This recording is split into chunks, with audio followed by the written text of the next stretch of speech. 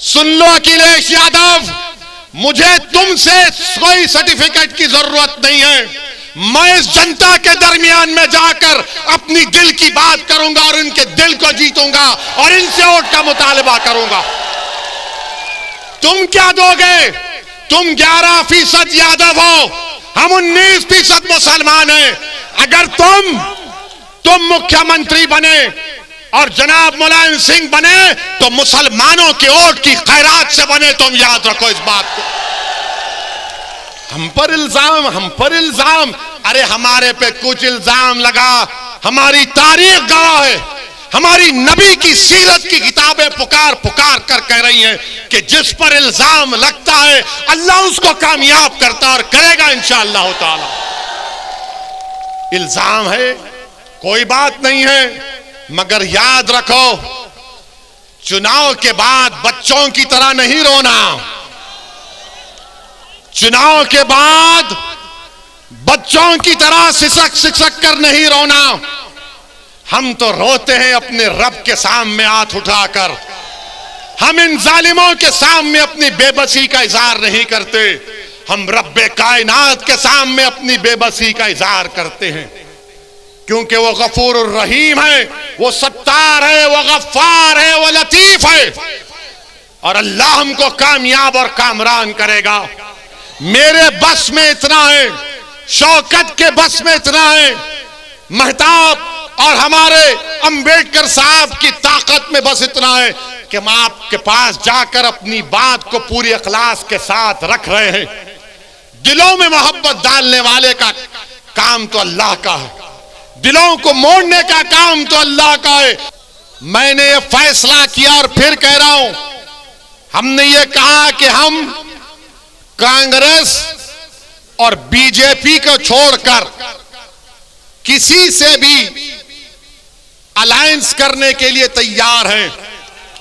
तो सुनिए, तो एबीपी के चैनल पर एक मशहूर जर्नलिस्ट है पंकज साहब ने अखिलेश से पूछा कि आप ओवैसी से समझौता क्यों नहीं कर लेते?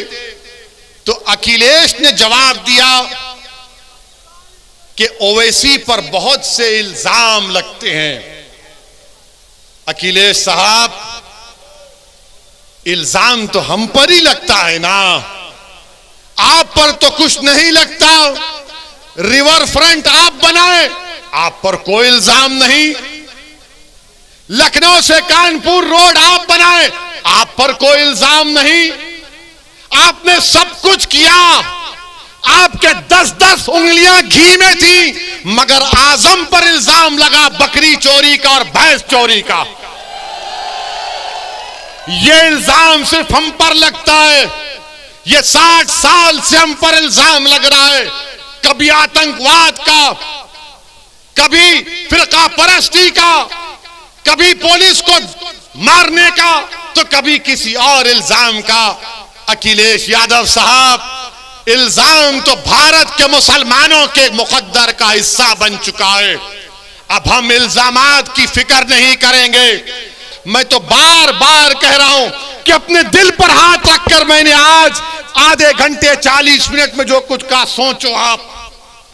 अपने घर को जाओ, रात के अंधेरे में अगर तुम उठते हो तो सोचो इस बात को, कब तक हम सिस्कियां लेकर, कब तक हम इस गैर यकीनी कैफियत में अपनी जिंदगी को गुजारेंगे? भारत की जमहूरियत, अंबेडकर का बना हुआ संविधान हमको इस बात की इजाजत देता है कि हम सियासत में अपने नेता को अपनी हिस्सेदारी की बात करें, हिस्सेदारी के हिस्सा लें और अपनी क़यादत को, सियासी लीडरशिप को बनाएं। इससे भारत मजबूत होगा, इससे भारत का संविधान मजबूत होगा। यही चंद गुजारिशात मैं आप तक कहने के लिए आया हूं। आपसे सिर्फ गुजारिश करूंगा कि अगर आप हमारा साथ दें, अल्लाह आपको सलामत रखे। अगर आप नहीं देना चाहते तो अल्लाह तब भी आपको सलामत रखे। मगर मेरी इस बात को याद रखो मेरी इस बात को याद रखो कि कहीं 60 साल के बाद कोई एक और दीवाना आकर मेरी जबान में इन आने वाले बच्चों से ना कह दे जो कल बूढ़े हो जाएंगे कि तुमको तुम्हारा हिस्सा नहीं मिला। हिस्सा उसी वक्त मिलेगा जब आप उठ खड़े होंगे, सियासी क़यादत बनाएंगे, अपने वोट से अपनी पार्टी को कामयाब करेंगे। जिस तरह ठाकुरों ने योगी को मान लिया, जिस तरह पिछड़ा वर्ग ने मोदी को अपना लिया, जिस तरह दलितों ने आज बहन जी और चंद्रशेखर आजाद को अपना नेता मानते हैं। आओ मुसलमानों, तुम मुझे नहीं तो खुद नेता बन जाओ, मैं तुम्हारे साथ ठहरने के लिए तैयार हूं। मैं यहां पर हमारे हिंदू भाइयों से भी कहना चाह रहा हूं, असदुद्दीन ओवैसी और मजलिस किसी मजहब के खिलाफ ना थी, ना है, ना कभी रहेगी इंशाअल्लाह ताला।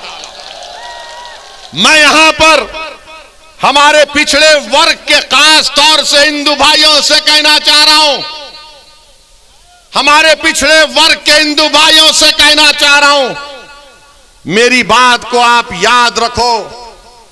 आपको ठगा गया हिंदू एकता के नाम पर। पिछड़े वर्ग के हिंदू भाइयों से कहना चाह रहा हूं, मेरी बहनों से कहना चाह रहा हूं, आपको ठगा गया हिंदू एकता के नाम पर। और आपको क्या मिला? ठाकुरवाद आपको मिला, आपको ठाकुरवाद मिला।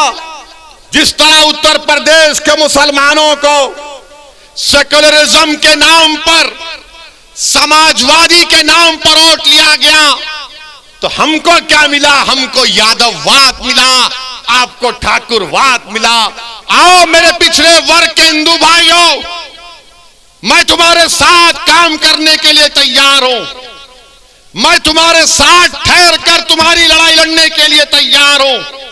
मैं हमारे दलित भाइयों से कह रहा हूं, मैं हमारे दलित भाइयों से कह रहा हूं, अगर आपको यह शिकायत है कि बीएसपी आपकी बात नहीं कर रही है, तो असदुद्दीन ओवैसी तुम्हारी बात करने तैयार है, तुम्हारे खिलाफ इंसाफ का मुतालबा करने के लिए तैयार है।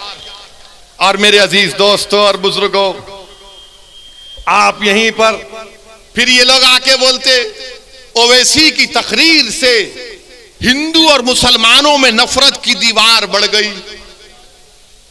कौन सी मेरा जुमला है तकरीर का, निकाल के बताओ। कानपुर की मेरी एक तकरीर को 45 मिनट की तकरीर में 45 सेकंड निकाले ये आरएसएस के जाहिल लोग।